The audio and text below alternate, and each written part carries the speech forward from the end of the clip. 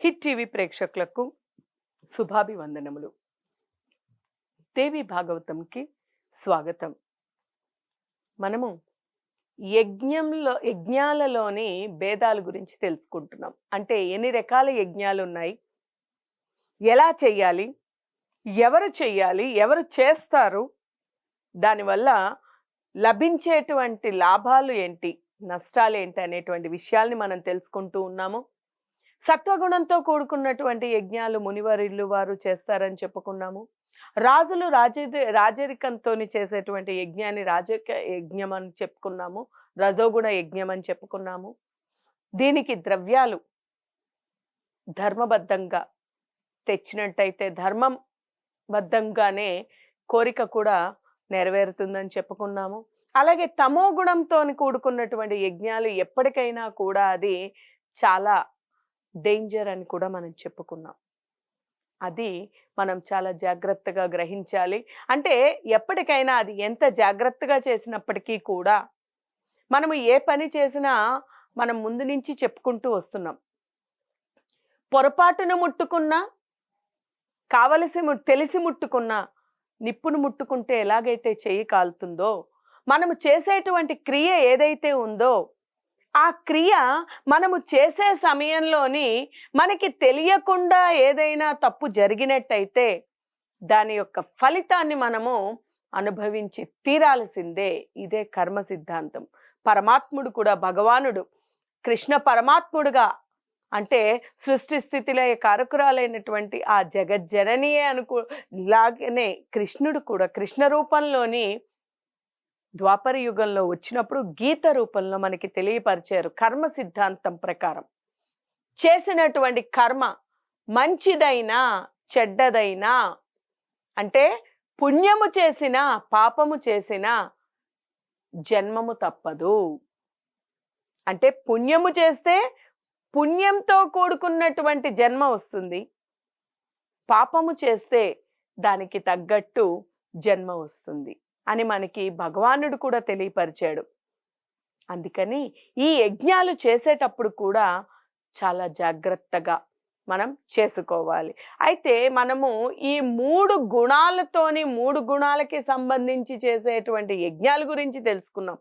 దీని అంతటికీ కూడా అతీతంగా ఉండేటువంటి యజ్ఞం ఇంకోటి ఉంది. అదే మానసిక యజ్ఞము, ఆంతరంగిక యజ్ఞము అని కూడా చెప్పచ్చు దీన్ని. అంటే దీన్ని కేవలము జ్ఞానులు, విముక్తులు, అంటే దీనికి ఎటువంటి ద్రవ్యముతోని పని లేదు, అగ్నిహోత్రంతోని పని లేదు. మనస్సే ఒక యజ్ఞ వేదిక, హోత కూడా మనస్సే అవుతుంది అక్కడ. అంటే మంత్రం ఏది చేస్తున్నప్పటికీ కూడా జ్ఞానులు ఎప్పుడూ కూడా ఇటువంటి ద్రవ్యాలు కానీ, ఒకరిపై ఆధారపడడం కానీ, ఇవన్నిటినీ ఏదీ లేకుండా ఈ మానసిక యజ్ఞ రూపంలోని మనము చేసినట్టయితే, ఇందులోని మానసిక యజ్ఞానికి మనకి ఎటువంటి ద్రవ్యంతోని పని లేదు. ఒక యజ్ఞం చెయ్యాలి అంటే ద్రవ్యశుద్ధి ఉండాలి. అంటే ద్రవ్యశుద్ధి అంటే వాడేటువంటి పదార్థాలు, హవనానికి ఉపయోగించేటువంటి పదార్థాలు ధర్మబద్ధంగా అధర్మబద్ధంగా అంటూ, అధర్మంగా వస్తే మనకు అదే వస్తుందని చెప్పాం.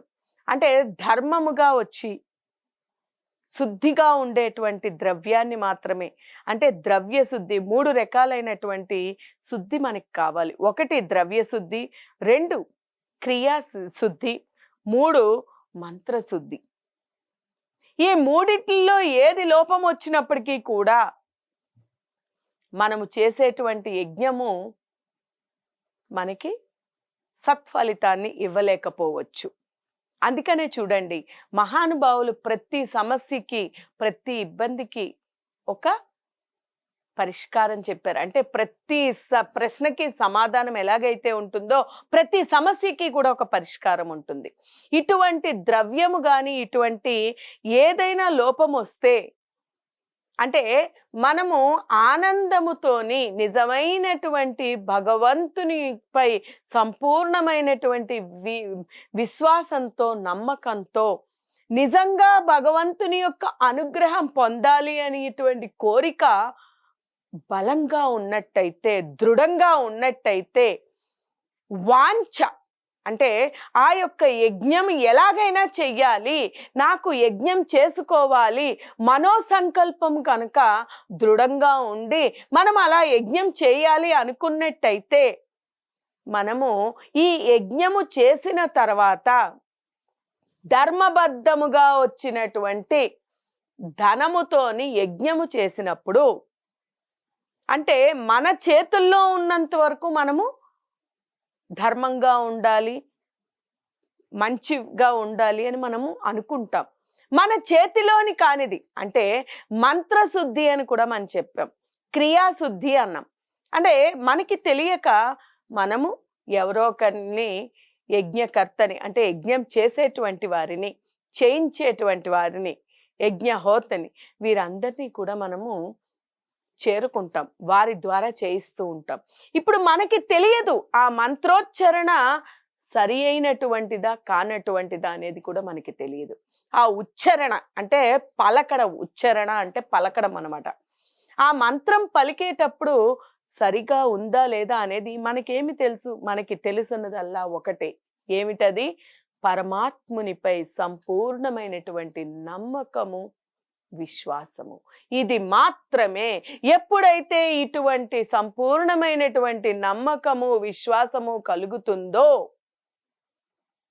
మనసులోనే ఆ భగవంతునిపై సంపూర్ణ విశ్వాసముతో, నమ్మకముతోని మనము ఏ యజ్ఞం తలపెట్టినప్పటికీ, యజ్ఞం అంటే కేవలము అక్కడ ఒక గుండాన్ని ఏర్పాటు చేసి, నెయ్యి పోసి, ఆహుతులిచ్చి, సమిదలు వేసి చేస్తేనే యజ్ఞం కాదు. ఏ పని చేసినప్పటికీ ఒక క్రియని మనం చేస్తూ దానిని సంపూర్ణంగా నిర్వర్తించి, ఇప్పుడు నేను చెప్తుండేటువంటి ఈ యొక్క దేవి భాగవతం మీ అందరికీ కూడా అందించాలి అనేటువంటి ఒక యజ్ఞం. ఆ దైవీ శక్తిని 10 వందల మంది, వేల మందికి ఆ దైవీ శక్తి గురించి మనం అందించాలి.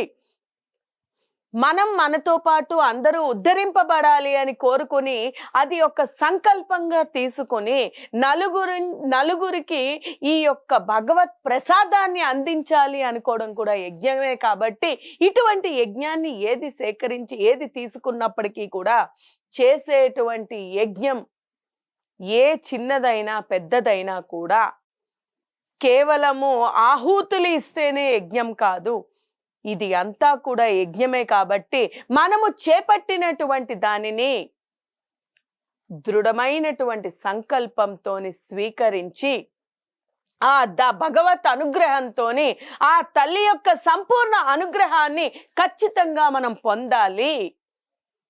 మనము ఆ తల్లి వల్ల ఉద్ధరింపబడి ఈ ప్రారబ్ధ కర్మని మనము దాటగలగాలి.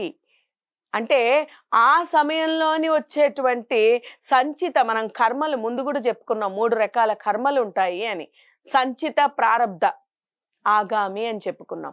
ప్రారబ్ధాన్ని మాత్రము ఎన్ని యజ్ఞాలు చేసినా, ఏమి చేసినా దానిని తత్శాంతి చేసుకోవచ్చేమో గాని, ప్రారబ్ధ కర్మని మాత్రము ఏ యజ్ఞం ద్వారా కూడా మనం తీసుకోలేము, తీర్చలేము. కేవలము మనోయజ్ఞము, ఇందాక మనం చెప్పుకున్నాం, మానసిక యజ్ఞము అని చెప్పుకున్నాం.